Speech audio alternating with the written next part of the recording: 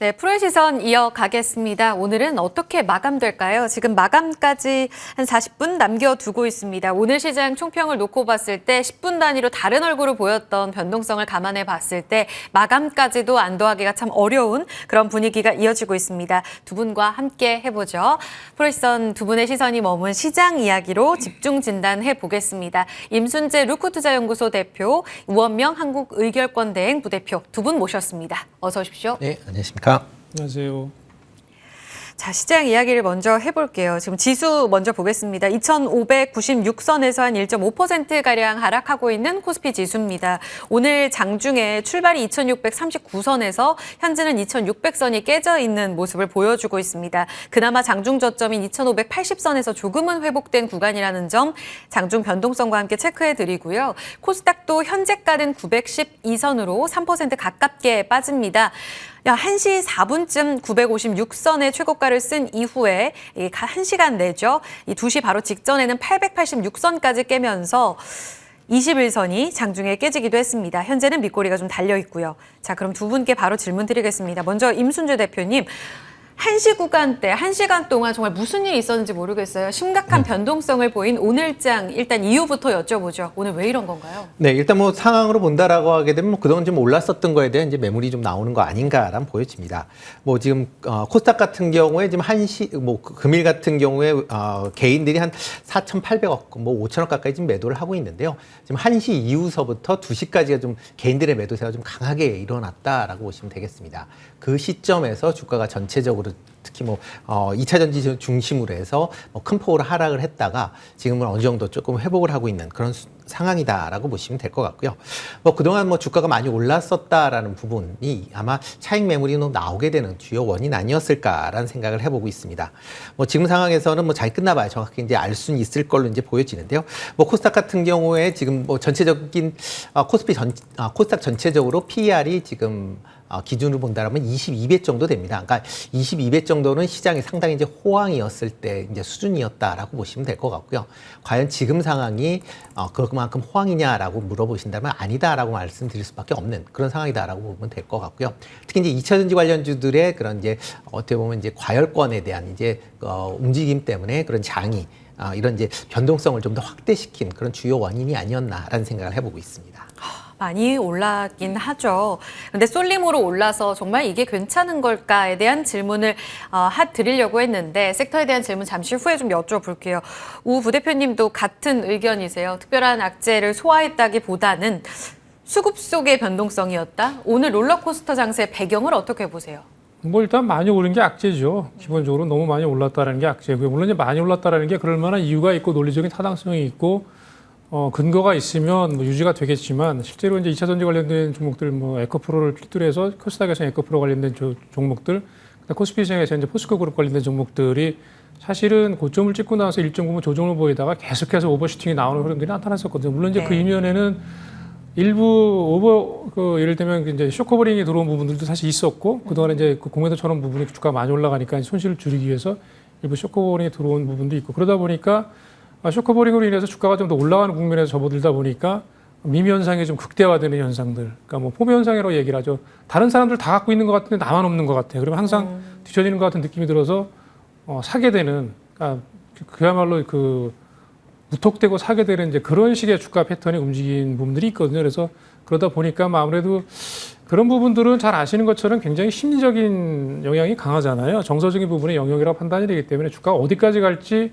알 수가 없죠. 근데 이제 어쨌든 간에 그 끝은 당연히 있다. 그래서 그 끝이라는 것이 이제 거래량이나 아니면 여러 가지 지표들을 이야기할 수 있겠지만 저는 개인적으로 오늘 급등락을 보인 부분은 어쨌든 간에 지금까지 올라온 거니까 편안하게 계속해서 이런 식으로 진행되는 것에 대한 어떤 관성이 좀 깨지는 그런 걸로 생각이 돼요. 그래서 나중에 또 시장은 어쩔 수 없이 매일 이렇게 올라갈 수는 없잖아요. 종목 주식이라는 게. 그렇기 때문에 그와 관련된 어떤 부분들이 제가 그냥 흔히 하는 말로 주가가 좀 많이 올라다가 한번 세게 기스가 한번 나면 그다음부터는 사실 조금 힘들어지거든요. 뭐 그런 맥락으로 보시는 게 맞지 않나 이렇게 말씀드려보겠습니다. 관성이 깨진다. 그동안 사실 무섭게 오를 때도 사실 편하지 않았던 분들도 계실 거긴 해요. 그러면 쭉쭉 올라가는 이 배경에는 수급 이야기도 조금 전에 거론을 해주셨는데 저는 1시 구간, 2시까지의 움직임에서 수급 꼬임을 어떻게 해석해야 될지가 좀 궁금했습니다. 사실 오늘 거래소만 놓고 보면 외국인이 매도 확대가 나왔던 게 2시 구간이고요. 코스닥은 오히려 외국인이 샀단 말이에요. 사흘째. 그러니까 전체적인 시장 안에서의 수급 변동성은 크지 않았는데 종목 안에서의 이런 변동성은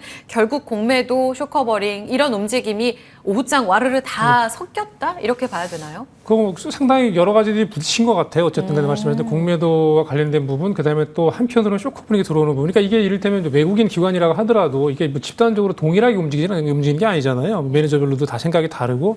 그러니까 예를 들면 최근에 이제 다시 또 그 주가가 좀 많이 올라간 부분이 예를 들면 어떤 특정한 뭐 2차전지 섹터에 있는데 어떤 매니저 같은 경우는 이게 너무 올랐다고 부담이 되기 때문에 안 샀단 말이에요, 주식을. 근데 계속 올라가요. 그러면 주변에서 뭐라고 얘기할 것 같아요? 그것도 안 사고 뭐 했냐?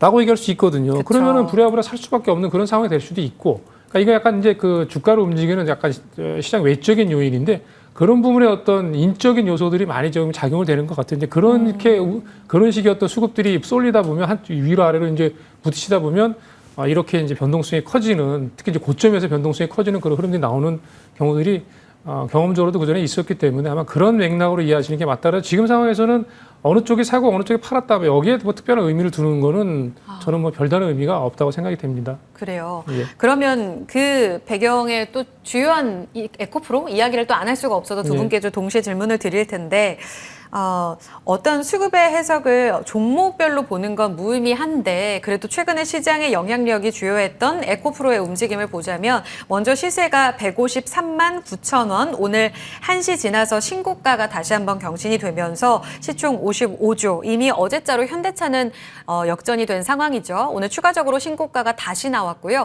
지금 장중 움직임 보고 계시는데 1시 넘어서면서 113만 6천 원 장중에 급락하면서 12% 빠지기도 했습니다. 그러더니 다시 낙폭을 빠르게 줄여요. 130만 원까지 현재 회복되고 있는 구간입니다. 방금 말씀하신 것처럼 아직도 안 샀니? 라면서 이 포모 증후군이 굉장히 극대화되고 있는 이 상황에서 왜 이견이 충돌했을까에 대한 궁금증이 생길 만한 오늘 장이었거든요. 2차 전지 변동성 일시적이라고 봐야 돼요. 결국은 지금 회복하고 있잖아요, 임 대표님. 네.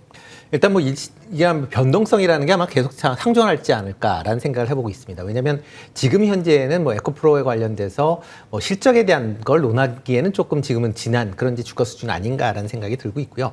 뭐 오늘 같은 경우도 이제 153만 원을 이제 찍은 이후에 이제 주가가 급락을 했었던 그런 모습을 보이고 있습니다. 그러니까 뭐 지금 뭐 저희 농담 삼아 얘기했듯이 뭐 에코프로 뭐 150만 원 간다라고 얘기를 많이 했었는데 실제적으로 이제 150만 원이 도달을 하면서 관련된 이런 이제 개인들의 이제 매도세가 이제 이루어진다라고 보여지고요. 뭐 그런 것 때문에 오늘 좀 급락을 보였는데 어떻게 보면 또 이런 시점에서 또 일부에서는 그동안 이제 주가가 올라서 조정을 기다렸던 그런 이제 또 분들도 계실 겁니다. 그러니까 그런 분들은 또 지금이 오늘 이제 급락을 보이면서 또 저가 매수기의 기회다라고 해서 또 접근할 가능성도 뭐 여전히 있다라고 생각이 되고 있고요. 그러다 보면 뭐 2차 전지에 대한 뭐 수급에 관련된 부분이 뭐 오늘 같은 경우 일시적으로 깨졌다라고는 하지만 아직까지도 개인 투자자들 입장에서 보면 쉽게 이거가 뭐 여기서 멈출 것이다라고 생각을 안 하실 가능성도 있다라고 생각을 하고 있습니다. 뭐 어차피 주식이라는 게 이제 심리 게임이기 때문에 현 상황에서 이렇게 주가 뭐 오늘 하루만 이런 주가 급등락을 보였다라고 해서 주가가 뭐 당장 무너졌다라고 말하기에는 조금 이른 시점이다라고 보여지고요. 네. 아마 며칠 정도 아마 저 추세를 좀 지켜보셔야 되지 않을까라는 생각을 좀 해보고 있습니다. 그러니까요. 오늘 장중 흐름을 역사적으로는 어떻게 기록할지 참 궁금합니다. 우 부대표님은 어떠세요? 상승, 그러니까 팔려는 움직임, 아니 지금 또 빠지면 우리는 언제든지 살 거야 하는 이런 양측 수급 공방이 팽팽하게 지금 한시 구간에 있었다는 걸 우리가 볼 수 있잖아요. 그런데 중요한 건 팔려는 움직임이 나왔다는 거에 있어서 조금 더 확대 해석을 한번 해볼게요. MSCI 편입 이슈라든지 성장 스토리 감안해 봤을 때 150만 원에 대해서는 비싸다는 의견이 오늘 확실히 많았던 걸까요? 이제는 조금 조정의 신호탄일지. 글쎄요, 저는 뭐 기왕에 조정을 좀 받았어야 되는 게 맞다라고 생각이 됩니다. 왜냐하면 지금 시가총액을 보시면 물론 이제 이런 의미가 이런 그 어떤 수치적인 것들이 이 에코프로나 에코프로 BM 주가 움직인 거에 조금 대비시키기는 좀 어렵긴 하지만 그럼에도 불구하고 이제 시장을 또 계속 이런 식으로 움직일 수 있는 시장이 아니기 때문에 네. 숫자를 말씀드릴 수밖에 없는데 시가총액이 지금 에코프로와 에코프롬 두 개를 합치면 82조 네. 정도 되거든요. 현대차, 기아차 지금 합친 시총이 74조예요. 그러니까 잘 아시는 것처럼 글로벌 시장에서 정말 자동차 업체로는 뭐 손가락 안에 꼽는 현대차, 기아차가 시가총액 합쳐가지고 74조인데 에코프로 비행이 물론 이제 성장성 좋죠.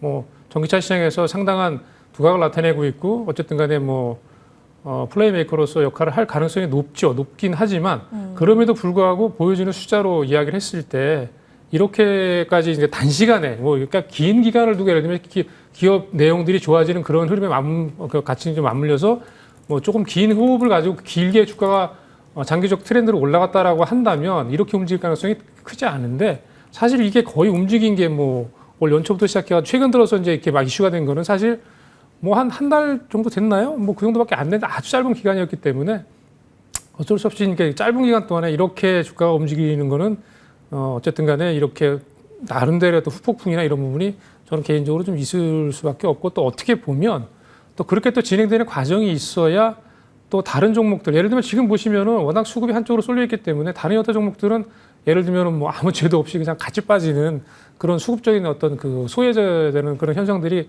아주 극단적으로 나타나고 있기 때문에 뭐 사실 시장은 저희들 그냥 매매할 때는 좀 중간 이제 적당히 좀 이렇게 대응을 할 수 있게끔 움직이면 좋겠는데 사실 시장은 중간이 없죠. 항상 극단적인 부분들이 대체로 많기 때문에 뭐 그렇게 이해하시는 게 맞지 않을까 말씀드리겠습니다. 에코프로 그룹뿐만 아니라 포스코 그룹도 같은 맥락으로 네. 이해하면 될까요? 네, 알겠습니다. 저는 뭐 비슷하다고 생각합니다. 알겠습니다. 지금 다시 변동성 커지는데 125만 원까지 하락하면서 에코프로가 3%가량 빠졌었거든요. 여기선 또 지지하려는 움직임도 나오면서 포스코홀딩스와 에코프로 같은 궤를 그려가고 있습니다. 오늘은 전체적으로 이런 변동성이 2차 전지에서 수급이 변동성이 커지다 보니까 IT까지 영향을 줬고 더불어서 바이오까지도 한시 구간의 변동성이 같이 커지는 모습이었습니다. 그러면 채팅창에 이런 이야기가 올라오네요. 그 폭등한 것만 빠져야지 왜 다 같이 빠지나요? 라는 질문을 하셨는데 시장으로 좀 확대 해석해서 질문을 드려보겠습니다. 2차 전지가 흔들리면 이제 어느 정도 두 분 다 많이 올라왔기 때문에 또 다리 차면 기울어야 되지 않겠느냐 이런 이야기를 주셨잖아요. 그러면 2차 전지가 하락하면 수급 쏠림으로 올라갔던 우리 시장도 깨진다. 이런 논리로 접근하면 되는 거예요? 좀 불안한데. 네, 일단은 뭐 시장 전체적으로 뭐 그냥 2차 전지가 깨진다라고 하게 되면 전체적으로 시장 전체 투자 심리가 위축이 될 가능성은 상당히 좀 커 보인다라고 보여집니다. 지금 대부분 사람들이 다 이제 뭐 2차 전지 어디 가서든 요즘 얘기하는 게 다 2차 전지시니까 2차 전지 관련돼서 만약 하락이 된다라고 하게 되면 지금 2차 전지의 쏠림 현상으로 인해서 뭐 고점에 특히 물려 있는 뭐 이렇게 뭐 사신 분들 같은 경우 상당히 이제 손실폭이 커질 수밖에 없고요. 그러다 보면 이런 이제 손실폭이 커지면 이거를 만회를 해야겠다라고 뭐 생각하시는 분도 있지만 이제는 뭐 주식 못 해먹겠다라고 생각해서 아마 떠나시는 그런 이제 생각이 좀 더 많아질 수밖에 없다라고 보여집니다.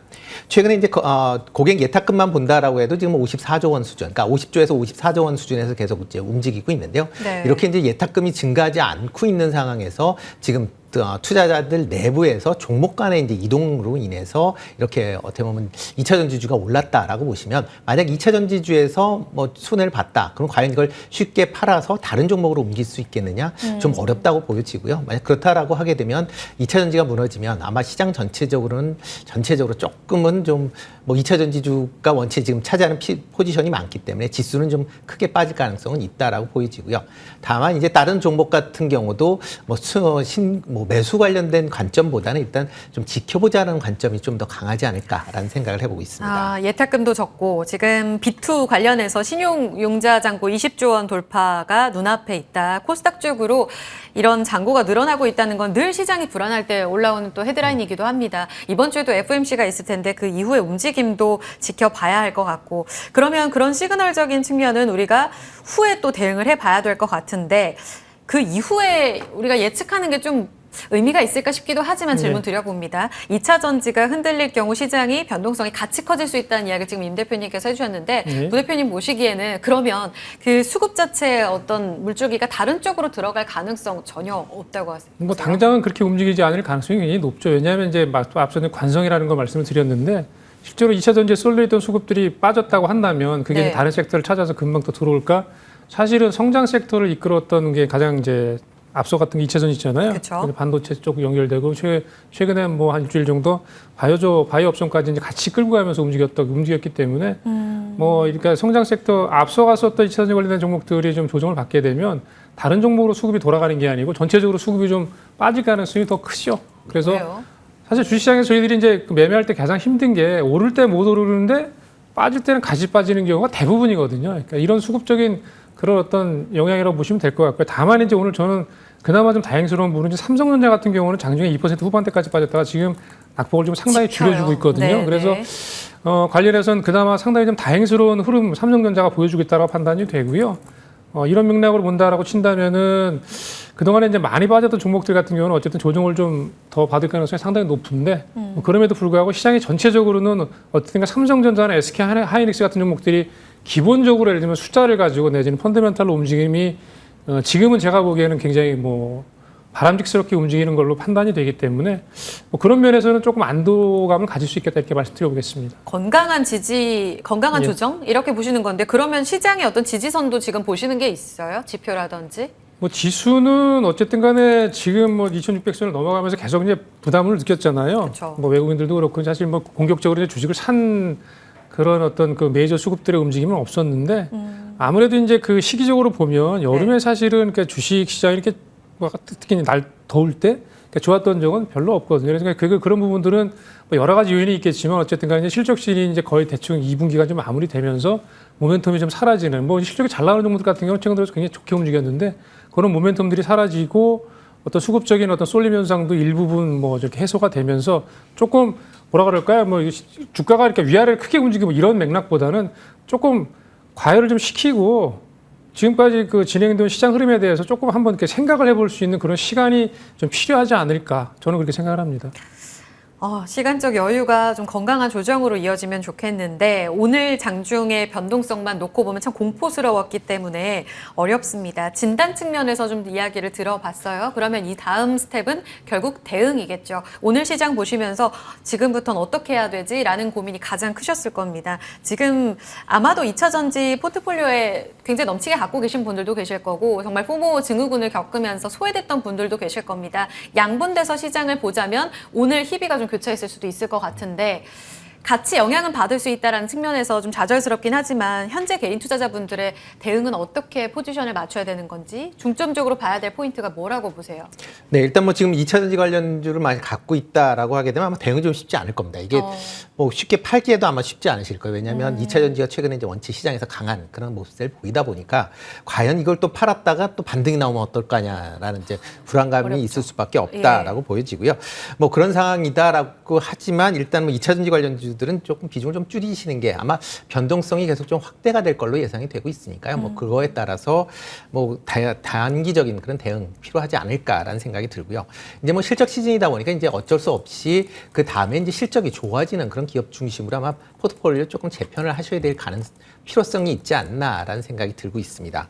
뭐 오늘 같은 경우 뭐 현대차 같은 경우 이제 실적이 발표를 했음에도 불구하고 시장 전체적으로 지금 조정을 받으면서 같이 좀 약한 그런 모습인데요. 뭐 자동차나 아니면 뭐 은행 같이 그러니까 금융주 같이 실적이 좀 새가 이제 뚜렷한 그런 쪽으로 일단은 조금 움직이시거나 아니면 지금 상황에서는 현금을 조금 확보를 하시고 시장의 움직임을 조금 지켜보시는 것도 하나의 방법 아닌가라는 생각을 해봅니다. 같은 질문 드릴게요. 현 시점에서 투자자분들 현명하게 대응할 수 있는 팁, 우 부대표님은 어떻게 보세요? 일단 뭐 시장에 뭐 꼭 이런 상황이 아니더라도 저는 항상 이제 그런 생각을 해요. 주식 투자를 할 때 매도는 과감하게, 매수는 신중하게. 그러니까 매도를 과감하게 하는 게 되게 보면 이제 많은 분들이 거꾸로 매매를 하시거든요. 매도를 굉장히 신중하게 하고 매수는 그냥 막 이렇게 지금 별 그거 없이 그냥 사시는 경우가 많은데 지금 상황에 딱 어울리는 말 같아요. 매도는 과감하게, 매수는 신중하게 하시는 게 맞다고 판단이 되고 이 얘기는 2차 전지 관련된 종목들을 가지고 계신다면 저는 매도는 과감하게 하시는 게 맞다고 판단이 되고요. 추후에 올라가는 부분에 대해서는 그건 뭐 내 게 아니다. 시장이 알아서 하는 그런 부분이라고 이제 생각하는 게 맞다고 판단이 되고 매수를 하는 경우도 사실은 지금 상황에서는 가시 빠졌기 때문에 이를테면은 뭐 못 올랐던 게 다시 올라갈까? 그럼 뭐 그렇지 않을 가능성이 굉장히 높습니다. 다만 이제 매수를 하는 종목들을 찾는 입장에서 보면 그래도 좀 빠져줬으니까 특히 이제 앞에서 그 대표님 말씀해 주신 대로 실적이 되는 종목들도 이제 같이 밀렸을 가능성이 굉장히 높거든요. 그렇죠. 뭐 그런 맥락에서 실적이 좀 괜찮은데 같이 빠지네? 라고 생각하는 종목들이 있으시다면 그런 종목들은 좀 신중하게 잘 접근해서 좀 싸게 사보시는 그런 타이밍도 잡아보시는 것도 뭐 괜찮겠다 이렇게 말씀드려보겠습니다. 대응 측면에서 좀 더 디테일하게 여쭤볼게요. 그럼 우 부대표님은 2차 전지는 일단 과감하게 정리, 리스크 관리 측면으로 주시는 거예요. 오늘 보면 포스코 인터내셔널, SK 아이테크놀로지 같은 종목들은 비교적 변동성 속에서도 지켜내고 있는데 그렇게 종목 안에서의 전략보다는 다 같이 2차 전지는 일단은 좀 신중하게 보자. 포스코 인터 같은 경우는 뭐 2차 전지와 또 같이 얽힌 부분이 있지만 실질적으로 나온 실적이 사상 최저치가 나왔거든요. 실제로 이제 그 부분 관련해서 주가가 이제 많이 올라왔지만 조금 다시 이제 가늠을 해야 될 필요는 있다고 판단이 되고요.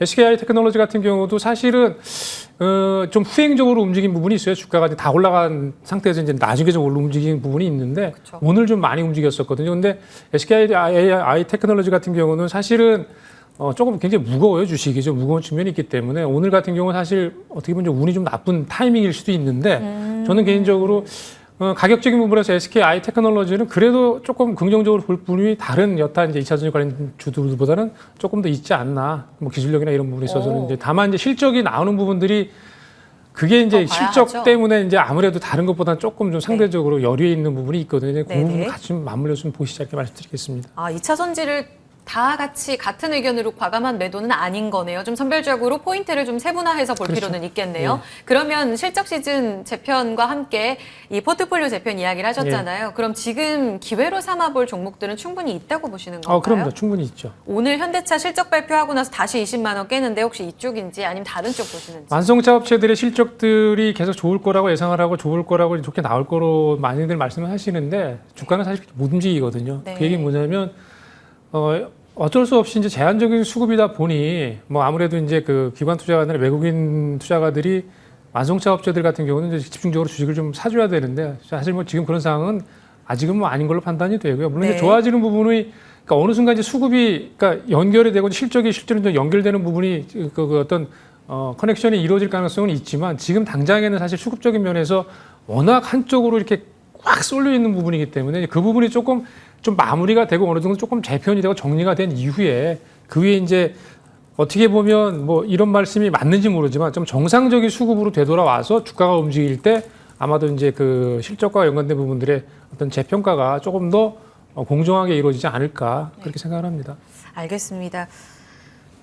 코스닥이 또 빠지네요. 지금 4.69%의 하락으로 895선, 다시 900선을 깨고 내려가는 3시 10분 구간의 변동성을 다시 체크하고 있습니다. 장중 저점이 886선입니다. 지금 다시 도달이 될지 움직임은 보셔야 될 것 같아요. 현재는 895선, 한 11포인트 정도 남겨두고 있습니다. 종가까지 긴장을 늦출 수가 없습니다.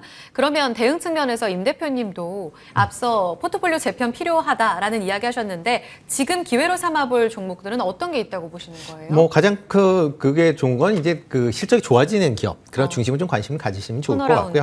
네, 뭐 그 중에서 이제 여전히 이제 자동차 관련된 부분, 뭐 저번에도 이제 한번 말씀을 드렸었는데요. 자동차 관련주들은 여전히 좀 관심을 가지셔야 되지 않을까 싶습니다. 뭐 오늘 같은 경우 뭐 전일 이제 GM도 이제 좋은 실적을 발표했음에도 불구하고 전기차라는 부분 때문에 우려 때문에 이제 뭐 하락을 했었고요. 뭐 아마 현대차도 일단 실적은 상당히 좋지만 전기차에 대한 우려감이 여전히 남아 있다라고 보여지는데요. 뭐 전기차가 아직까지는 뭐 판매가 증가한다라고는 하지만 그래도 이제 내연기관차의 판매가 절대 다수다라고 보면 아직까지는 내연기관차를 잘 파는 그런 기업 중심으로 실적은 계속 좋아질 수밖에 없다라고 보여집니다. 오늘 아모레퍼시픽도 실적 나왔는데 잠깐 실적 발표 직후에 올랐다가 또 빠지거든요. 이렇게 화장품 쪽에서도 혹은 소비주 쪽에서도 굉장히 박앤세일 들어간 종목들도 많잖아요. 이쪽은 아직은 기회는 아니라고 보시는 거예요? 네, 그렇죠. 뭐 아모레퍼시픽이나 뭐 LG 생활건강 같이 이제 중국향의 이제 매출 부분이 컸었던 그런 기업들은 일단 지금 아직은 좀 더 지켜보셔야 되지 않을까. 그러니까 만약 이런 이제 뭐 화장품 쪽을 본다라고 하게 되면 뭐 미국향의 이제 ODM이나 OEM 업체들 중심으로 보시는 게 더 맞지 않을까 싶습니다. 뭐 대표적으로 뭐 코스메카 코리아 이런 쪽으로 보시는 게 낫지 않나. 1분기에 좋았던 쪽으로 우리가 네. 신뢰할 수 있는 쪽이 오히려 발판으로 삼아야 되지 여기서 엄하게 많이 빠진 쪽은 오히려 흔들릴 수 있다. 네, 그렇죠. 이렇게 보시는 거네요. 하나 더 지금 포착된 포인트가 있어서 이 부분 또 우 부대표님께 여쭤볼게요. 저희 예전에 프로의 시선 할 때 또 배당 이야기 하지 않았습니까? 오늘 은행주가요. 이번 주에 실적, 어제 KB금융 실적 잘했습니다. 지금 고공행진하면서 5만 원까지 회복이 나옵니다. 5% 가까운 급등으로 지금 200일선까지 회복 시도가 나오고 있거든요. 은행주, 이번 주 FOMC 회의도 있어서 기점으로 이젠 다시 또 인하에 대한 이야기도 있고 좀 변동성이 있을 법한데 실적 반영하는 거예요? 아니면 안전자산으로 봐야 돼요? 지금 지금 어떻게 읽고 계세요? 일단 금융주들 같은 경우는 이제 이렇게 시장의 변동성이 좀 커질 때 뭐 안정적인 종목으로들 많이 인식이 되죠. 그래서 이제 수급이 일부 들어오는 것도 있고요. 사실 실적이 그전에도 제가 이제 은행주들 말씀을 드릴 때 배당 관련된 종목들을 말씀을 드렸지만 실적들이 잘 나오는 부분들이 있잖아요. 이제 그 부분 같은 경우가 어쨌든 이제 긍정적인 모멘텀으로 작용이 되는 거고요. 저는 그래서 개인적으로 생각할 때 은행주들 같은 경우는 여전히 제가 말씀드린 대로 사실 나중에 11월 달에 가 보시면 주가가 또 이거보다 또 많이 올라와 있을 가능성이 높습니다. 그래서 그런 맥락에서 지난 뭐 한 2, 3주 전에 이제 말씀드렸던 부분이 있는데 어쨌든 관련해서 좀 뭐 주식을 투자하는 그 성향, 그러니까 개인분들의 어떤 성향에 따라 좀 다를 수는 있지만 굉장히 이렇게 아주 뭐라 그럴까요? 하여튼 뭐 다이나믹하게 움직이는 종목들을 매매하시는 분들은 사실 뭐 그쪽 뭐 2차 전지나 뭐 관련된 성장 섹터에 매매를 하시는 게 좋고 그렇지 않고 뭐 살 떨려서 진짜 뭐 잘 그런 종목을 쳐다보지도 못하겠다 하시는 분들은 정말 그 편안하게 은행주들 같은 거 그냥 편하게 사놓고 기다리셨다가 일정 부분 오르면 팔고 뭐 수익률이 여의치 않으면 배당까지도 받아보고 이런 식의 어떤 그 편안하게 접근하시는 그런 어떤 섹터로 가장 그 유력하고 좋은 업종이 대형 시중 은행주다 이렇게 말씀드려보겠습니다. 네. 기회가 될 수 있는 섹터는 과연 있을까? 그럼 여기서 완전히 다 같이 무너지는가에 대한 이야기를 함께 들어봤고요. 일단은 수급과 함께 예단하기는 어렵지만 조금은 이제 진지하게 봐야 될 오늘 시그널들이 많이 나왔다는데 두 분 다 공감대를 주셨습니다. 그동안 공매도와 함께 쇼커버링으로 끌어올렸다면 이제는 미수금에 이어서 반대 매매 쪽으로의 변동성도 커질 수 있기 때문에 지금 오늘 시그널을 너무 무시하지 마시고 좀 기민하게 대응하는 포인트로 삼아보시면 되겠습니다. 오늘 시장 변동성 속에서 긴급 진단했던 프로의 시선 두 분과 함께 이야기 들어봤습니다. 마감까지 참고해 보시고요. 인사 나누겠습니다. 임순재 대표, 우원명 부대표 함께했습니다. 고맙습니다. 네, 고맙습니다.